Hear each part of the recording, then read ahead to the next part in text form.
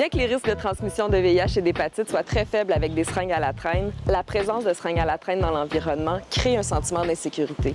En disposant des seringues à la traîne de manière sécuritaire, vous permettez de créer un environnement propre et accueillant pour tous et toutes.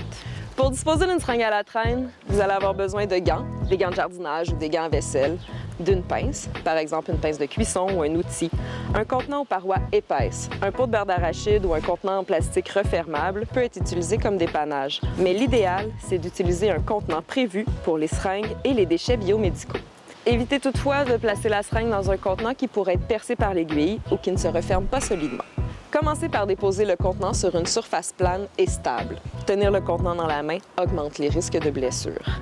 En portant les gants, utilisez les pinces pour ramasser la seringue en gardant le bout piquant vers le sol, loin de vous.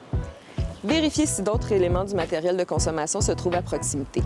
Bien que les autres éléments ne comportent aucun risque de transmission, ils devraient quand même être ramassés. N'essayez pas de replacer le capuchon ou de briser l'aiguille, vous risquez de vous blesser. Après avoir ramassé la seringue, refermez bien le contenant, retirez les gants et lavez-vous les mains. Les contenants pour les déchets biomédicaux peuvent être retournés en CLSC ou en pharmacie. Si vous utilisez un contenant de dépannage, vous devrez le ramener à un organisme qui fait l'échange de matériel de consommation. Si vous ne vous sentez pas à l'aise ou si vous n'êtes pas en mesure de ramasser la seringue de manière sécuritaire, contactez les bureaux d'Accès Montréal au 311. Si la problématique des seringues à la traîne est récurrente dans votre milieu de vie, n'hésitez pas à nous contacter pour en discuter. En cas de piqûre accidentelle, ne prenez aucune chance. Lavez abondamment la plaie avec de l'eau et du savon.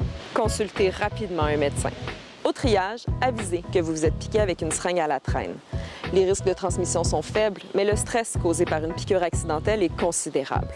Les enfants aussi devraient être sensibilisés, puisqu'une seringue à la traîne peut avoir l'air d'un jouet. Rappelez-leur régulièrement la consigne, n'y touche pas et préviens immédiatement un adulte.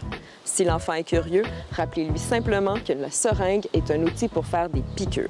Les seringues chez le docteur, elles sont toujours propres. Mais une seringue à la traîne, il peut y avoir des microbes qui donnent des maladies. Même les adultes, on n'y touche pas, on va utiliser des outils pour la ramasser. Avant de laisser votre enfant jouer dans un lieu public, vérifiez la sécurité des lieux. Est-ce que les installations sont en bon état? Est-ce qu'il y a présence d'objets dangereux? N'hésitez pas à signaler les lacunes au 311.